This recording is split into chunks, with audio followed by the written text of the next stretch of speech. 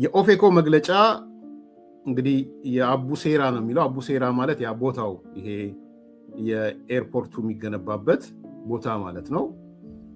አቡሴራ ብሎት እንግዲህ አቡሴራ ነው ማለት ነው ስሙ። የአቡሴራ ሜጋ ፕሮጀክት አስመልክቶ ከኦፌኮ የተሰጠ መግለጫ መሪ ርዕስ የሆነው ክብርን የሚነካ ልማት ሳይሆን ዝርፊያ ነው።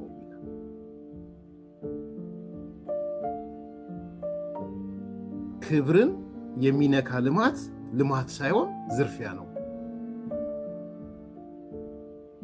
እንደው ስትጽፉ እንኳን ትንሽ አልዘገነናችሁም? አሁን ክብርን የሚነካ ምናምን ስትሉ አሁን ይሄ ክብር ለእናንተ ሰው እኮ ይስቅባችኋል። ፕሮፌሰር መረራ ምንድነው ለእናንተ ክብር? ሌላውን ክብር የሚነካ ልማት ሳይሆን ዝርፊያ ነው። እንጃ ብቻ መቼም ያሳዝናል፣ ያሳፍራል። ግን በቃ እውነተኛው እንትናችሁ ግልጥልጥ ብሎ የወጣበት ዘመን ላይ በሆኑ ደግሞ ይገርማል።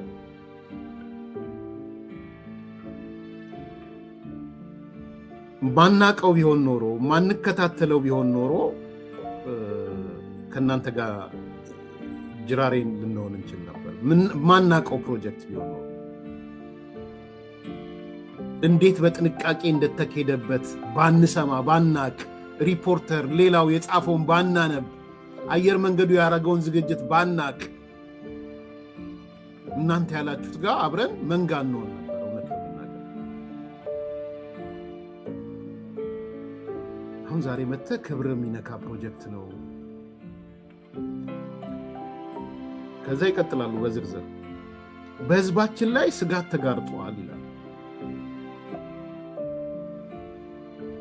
በአሁን ሰዓት በአቡሴራ የተፈጠረው ሁኔታ ችግሩ ወደ አደገኛና የገፋ ደረጃ ተሸጋግሯል። በመሆኑም ይህንን ቀይ ማስጠንቀቂያ የነ መረራ ጉዲና ቀይ ማስጠንቀቂያ ነው። በነገራችን ላይ የነ ፕሮፌሰር መረራ ቀይ ማስጠንቀቂያ እየሰጠን ነው ያሉት። ኦኬ ቀይ ማስጠንቀቂያ ወዴት ነው? ቢሾፍቱ እንደ ጊንጪ እንዲሆን ነው?